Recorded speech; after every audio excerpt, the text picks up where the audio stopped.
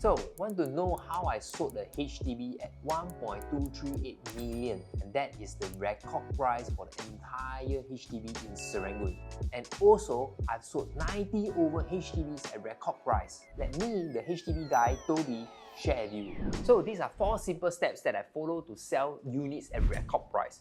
So first, be transparent. We got to know the pros and the cons of your unit. So when the buyers come and view your unit, when the buyers mention something not so good about the unit, you will be able to explain why is that so. For example, when the buyers came to view my unit, and my unit was actually a west facing. In fact, yes, west facing, there will be a sun shining into your unit, and your unit will be hotter than the rest of your other units. However, there are also pros about it. For example, you can mention to the buyer that even it's a west sun unit, it will make the whole house looks actually brighter, and in fact, you do not have to turn on any lights during the day and afternoon. And in fact, that will help you to save some electricity bills, right? And also, when the buyers mention some not so good about your unit, you will have something to explain to the buyer why is it justifiable to buy your unit. For example, one of my units that I was selling was there was some leakage in the toilet. In fact, when the buyers came, I told the seller, we can just straight away tell the buyers. We do not have to hide it because eventually the buyers will also find out. So as the buyer points out, I told the buyer, yes, it is true there's some leakage issue in the history. However, the owner already fixed it already, and there are no issue for the past 3 years. So when you are being honest and transparent, the buyers will also appreciate and they will feel safer, and generally they're more positive to give you a higher offer for your unit because they trust you. Recently, I saw a news article appear that an agent tried to collect the commission from the seller, whereby from the beginning, the seller already mentioned that you don't take the commission from me, but take from the buyer side. So in this case, a lot of things can be avoided, this kind of a miscommunication. So I believe transparent is key, even when engaging an agent. We got to be upfront, know what is the commission rate, and also what are the fees and the costs that is going to occur when you sell your HDB. Because I believe transparency will promote honesty and is a good way of practicing.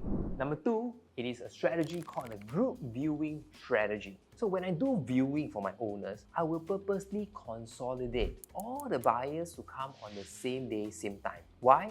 Because when they come and when they view the unit and when they like the unit, we can actually beat up the price. So eventually we are able to sell at a higher price. So what is group viewing? Group viewing is when I really purposely, intentionally gather all the buyers, in fact, as many as possible, to come on the same day for the viewing. And when we do that, we are able to actually get the buyers to offer higher. I remember one of my case, I was selling a 3-room flat in the Fernview area. There was about 19 groups of buyers that turned up, and eventually, of course, the house was sold in one viewing at the record price. And in fact, after that, my owners told me about it, that the neighbors mentioned to her that now they also very scared to sell house already. Why? Because they saw I had 19 groups trying to fight for a unit. So now they also scared to sell the house because they worry that after they sell the house, they cannot buy another house.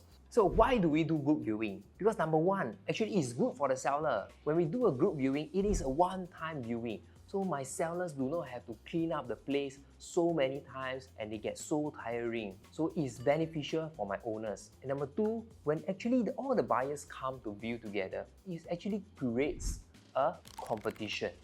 Right? Psychologically, the buyers will feel that if they like a unit, the other party will also like. And eventually, it will be easier for us to push up the price to be higher, and that's how we can actually sell at a higher price. Third step, it is having an established pool of qualified buyers. So you see, when you engage a good HDB agent, that agent will be on the ground doing deals, meeting clients every single day. So when you engage that good agent, when you want to sell your house, generally I will have a ready pool of ready buyers. Why? Because you must understand, I also sell houses every week. And so when the buyers that come to view my house, I will have what? I will have the spillover buyers. The buyers that came to view my unit but didn't like it or didn't manage to get it, I will be able to bring all these buyers to view other owners' unit. And that is why when I sell your HDB, I'm able to sell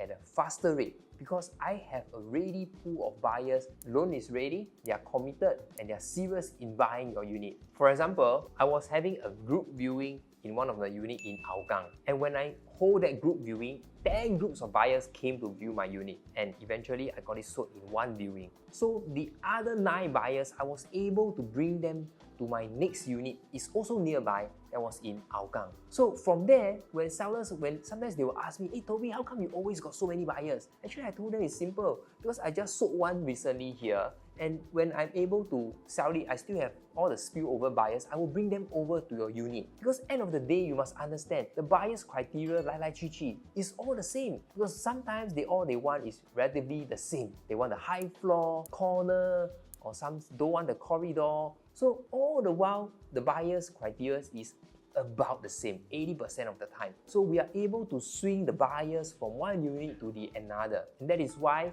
we are able to sell your unit faster, because the established pool of the buyers is already there. So the step 4, it is all about soft skills. So when you engage a good agent, the agent will have a natural flair in the salesmanship, persuasion, and even influence to get the buyers to give us a higher price. So this is a very crucial skill that I think it will take time in the field to gain it and also to execute it. So have you ever wondered why in an office setup, some people you can feel that you work a lot, but the other one didn't work a lot, but the other one got promoted? I believe the difference is in the soft skills. But sometimes we don't feel that way, right? Even we feel that, hey, I've done so much work, but how come this person got promoted but not me? So I believe it is the same for selling a house. When you engage a good agent, that agent with the right soft skills is able to bring breath of life to your unit, that when able to upsell your unit to such a good condition to make the buyer feel that this house is worth so much more. And that is why we are able to get the buyers to offer us a higher price. So for example, when the buyers come for the viewing, we will have to know what to say and what to do. So there are certain things that we do not really say in front. For example, when the buyers come for the viewing, we do not specifically highlight the location of the area again, because I feel it's very repetitive. And also, in fact, most of the agents, when they sell the house, they like to sell the location. And why I don't like to sell the location, it is because I'm also helping the other units in that same location selling their unit. Because when the buyers come to view your unit, you must understand, the buyers will also view the surrounding units. So when I sell the location, isn't I'm helping the other owners to sell their house also, but I'm not getting paid. So it don't make sense, right? And I will not purposely go and talk about the cons, the bad side of our unit. For example, certain areas in our unit will get west sun. For example, a west sun unit, let's say a sun will shine into the unit. Sometimes when the buyer asks, then we will answer the buyer. However, sometimes when the buyer don't ask, we will not intentionally go and mention it, because we do not want to take a stone and throw it at our own feet. Maybe the buyers didn't think about it, but when we mention it, it lets the buyer to have a very negative downward spiral thinking, and eventually might actually give this unit a miss. So we might actually miss out a good buyer. However, we still must be transparent about it. So if a buyer asks something about the unit and you know about it 100%, we must be transparent and inform the buyers about it. So for example, I remember during one of my viewing, a buyer came to view my unit and I mentioned a lot of stuff, and in fact I feel that after the viewing, the buyer actually said this to me, hey Toby, I feel that you are very different from the another agent. I said, actually why? What do you mean? He told me that actually you mentioned certain points about this location, this place, this area, but the units that I view, they didn't mention. So for example, because my unit is actually facing an unblocked view. It is in front, there's an expressway unit. So of course we get the unblocked view. However, with that unblocked view, something that is good because we have the unblocked view, but I think there's also something bad that is mentioning the traffic noise. However, I always tell the buyers that when you come to view the unit, you can experience yourself whether this unit is noisy or not. Because I cannot judge for you. To some people, it is not noisy. To some people, it is even soothing. That it's like a white noise, so can help them to sleep better. So it's really to each its own, but I think as I do the viewing, I mentioned everything, and that's why I feel that actually buyers out there, they appreciate your honesty and also you sharing the good and bad so then they can make a better decision. So most importantly is to understand the buyer needs and what they really want. And then we can really get your unit to sell at the highest possible price from the buyer. So here are the steps that I do to help owners to sell their HDBs at record price. So if you are thinking of selling on HDB, remember to click in the link in the description box below. Don't forget, find HDB, find Toby. See you in the next episode.